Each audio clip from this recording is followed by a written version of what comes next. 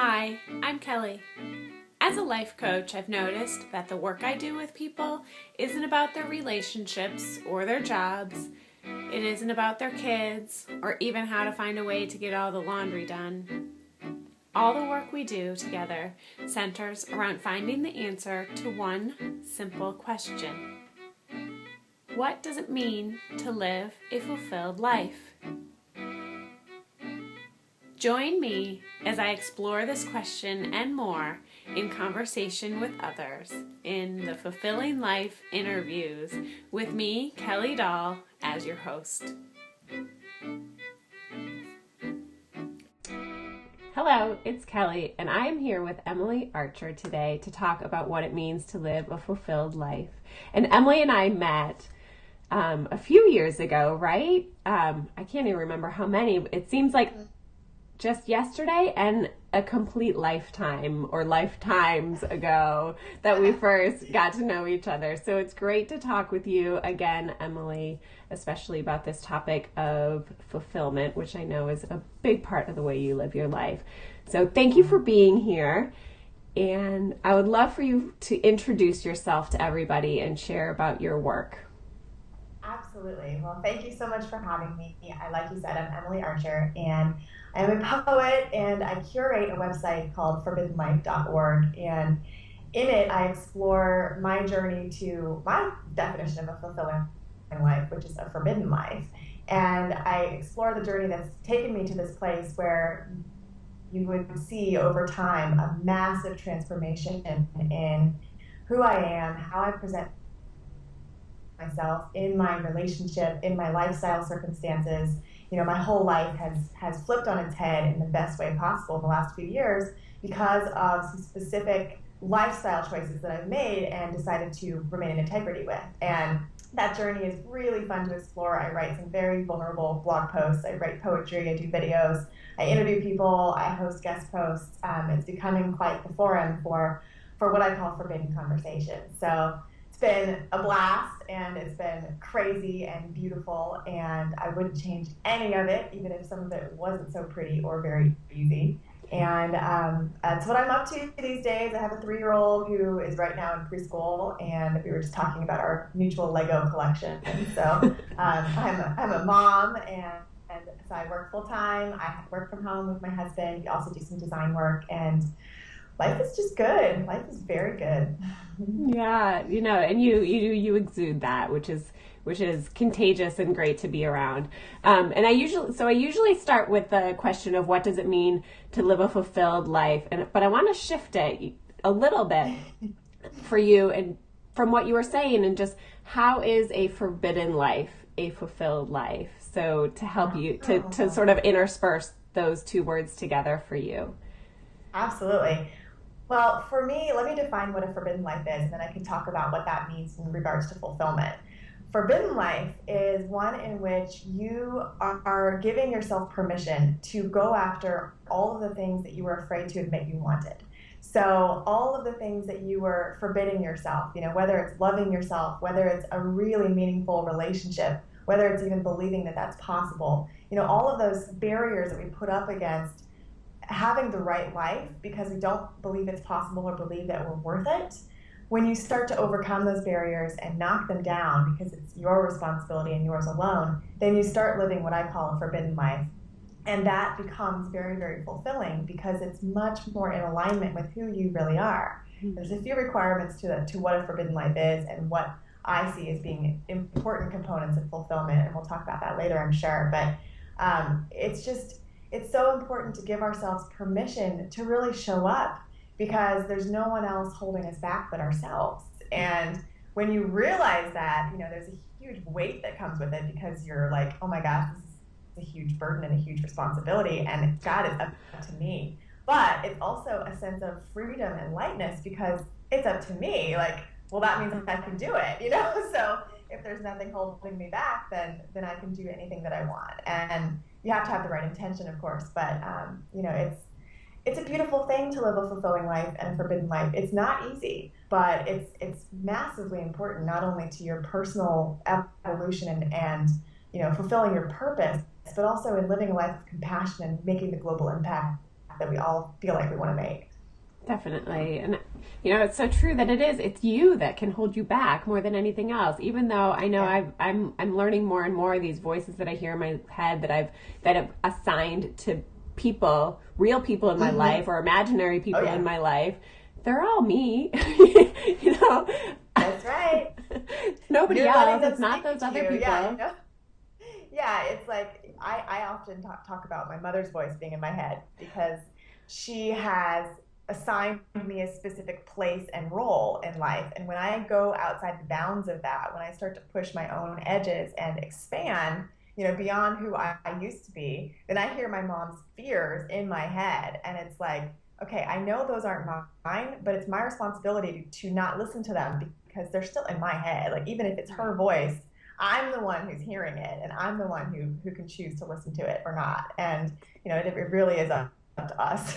Yeah. Which, like you said, it's scary and overwhelming and all of those things, but empowering at the same time. Exactly.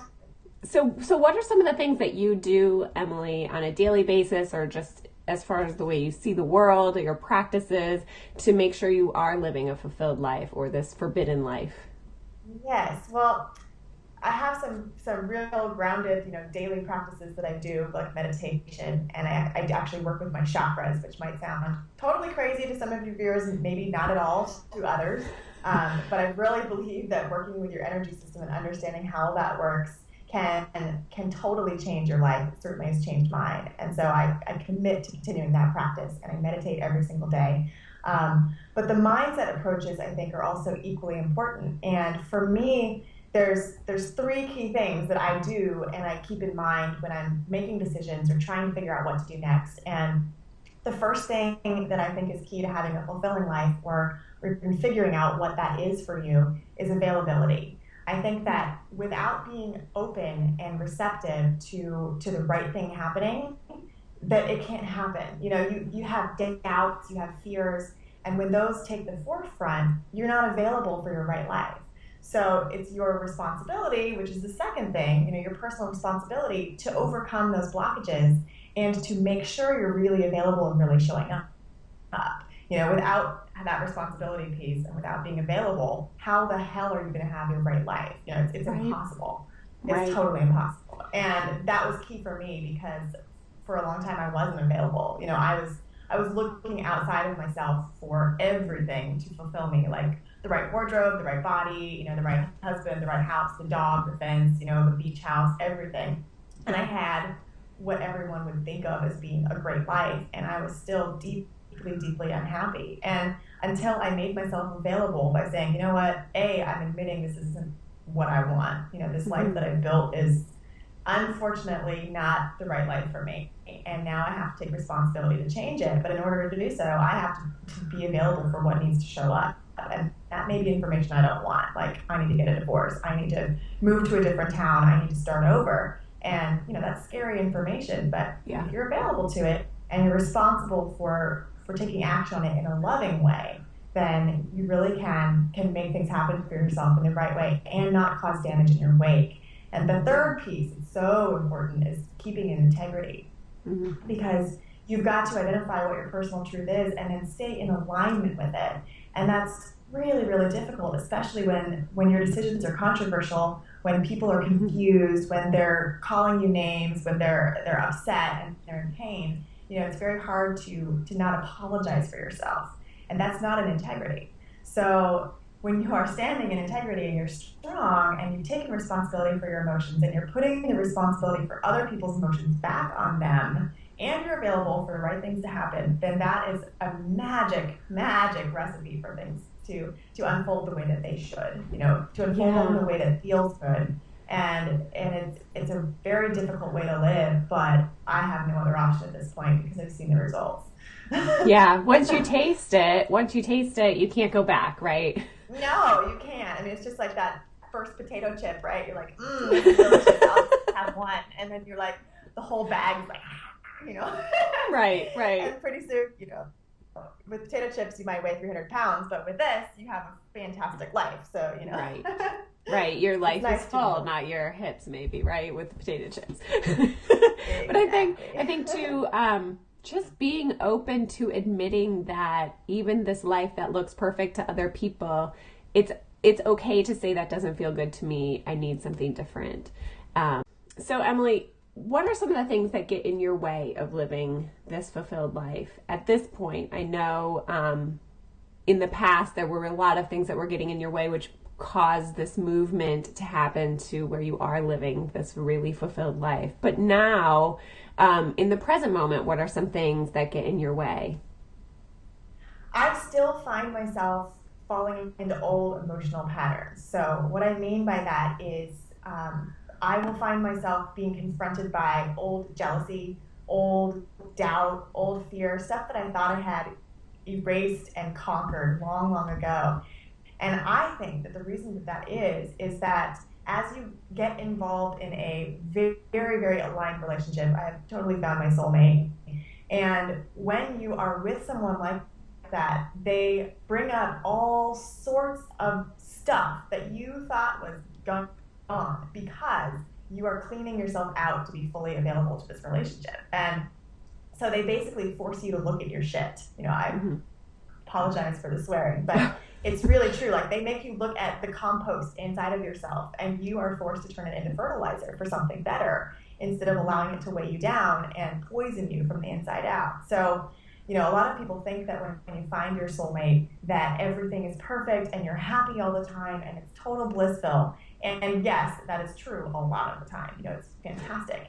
And at the same time, all this stuff comes up. And so you're confronted with confusion and fear and jealousy and fear of loss. You've got this amazing thing, and your tendency is to want to hold on to it, to want to like tamp it down and lock it in because you don't want it to escape. And that is totally counterproductive.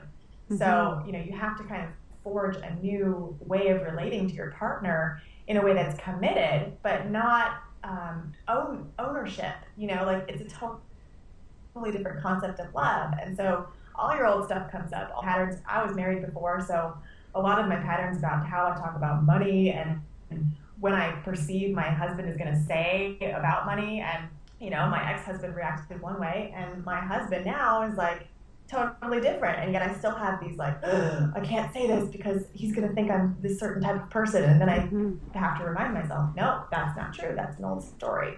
And it's just a constant looking at yourself, taking responsibility for all that old stuff, and really, like I said, turning it into compost because it's beneficial. It feeds your evolution if you let it, but it can also poison you. So, it's a lot more stuff comes up when you're in the right relationship than you would think. Oh, definitely. And I think that's true not just of relationships, but of good work situations and good moments with your children and your family. Absolutely. Whenever things feel really good, there's that automatic fear of, oh crap, what if this all falls apart? Because of that vulnerability piece, that you really feel something true. And what if you do lose it, which is terrifying, but you have to bring the shit with you. Yes. Absolutely. And then learn from it.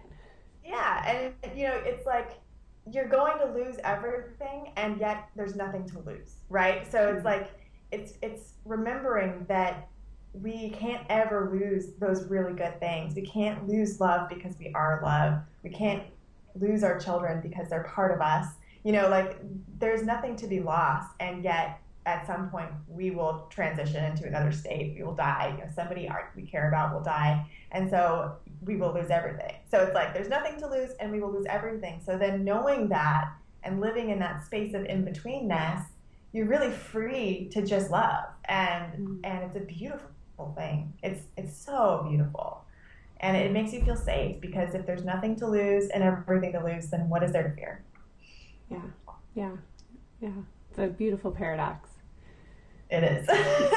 So what's helping you get through those jealousies and those fears that come up in your relationships, in your big relationship, or just in aspects of your life and your work? What helps you move past that?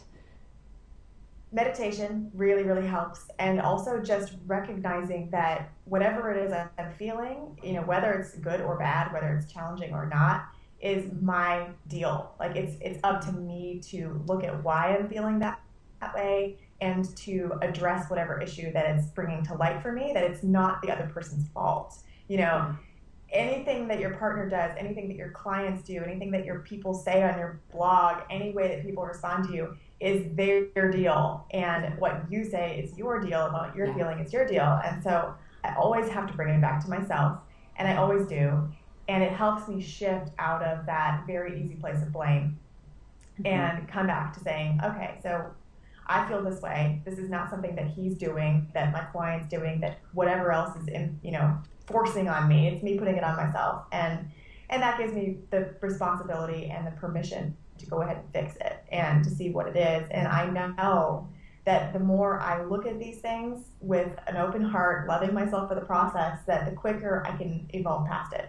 So I'm much more willing to just scrape at my scar tissue, look at the painful stuff, and allow it to move through me instead of being like, oh, this feels uncomfortable, shove it down. And meditation is hugely helpful with that. Yeah, definitely. And it reminds me of something that I say to my clients a lot. I'll say, so where's your evidence?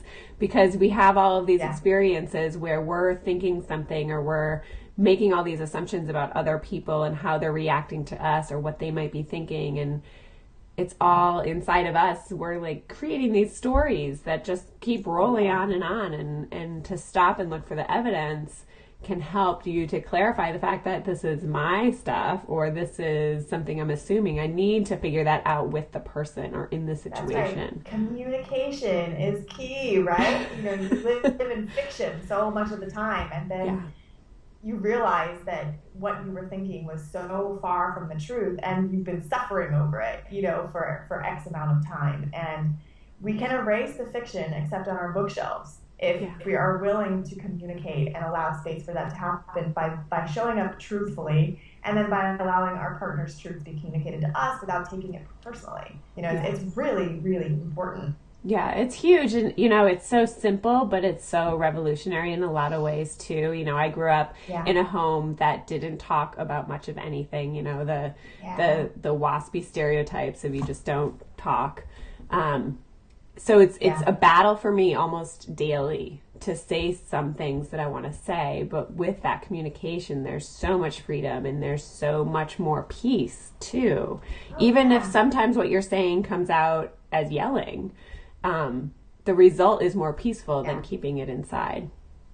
That's right. And I actually have a book that I'm just releasing on Monday this coming week that is about how to have those conversations in a way that you are more likely to be heard. Because when you tell the truth in a way that is confronting for people, you are less likely to be received, and your energy is wasted. So how do you maintain your energy? How do you maintain your integrity in a way that is much more likely to be received, and yet withhold your need for a certain response? It's a fine line, and it's a dance. And if you learn how to tell the truth well, it can totally revolutionize your relationship, and it with your clients, with everything. So, it really boils down to being able to tell the truth, and what does that mean and how. Yeah, that's awesome. I look forward to seeing your book come out. That's coming out next week. Awesome. Wonderful. Well, do you have any last thoughts for everybody, or anything else to share about things that are coming up for you with your work? Well, I just talked about my book. That's called Forbidden Conversations. And I talk about not only how do you tell the truth, how do you tell it well. Here's 7 mindset tricks to really set yourself up for success in conversations that are typically very difficult. And why it's not only important to tell the truth in your personal life, that part is kind of obvious, but hard. And how does that impact the rest of the world? We're in a very delicate time in the world, and there's a lot of wrongdoing out there. There's a lot of people making decisions that are hurting other people and hurting our environment. And yet, are those people really wrong, or are they just confused? If we come at the perspective that truth is personal, that we are all operating from different places, and that perhaps none of them are actually wrong. Perhaps they're just made with a different perspective, or a different level of ability to love, or a lack of self-worth, or confusion, or sadness.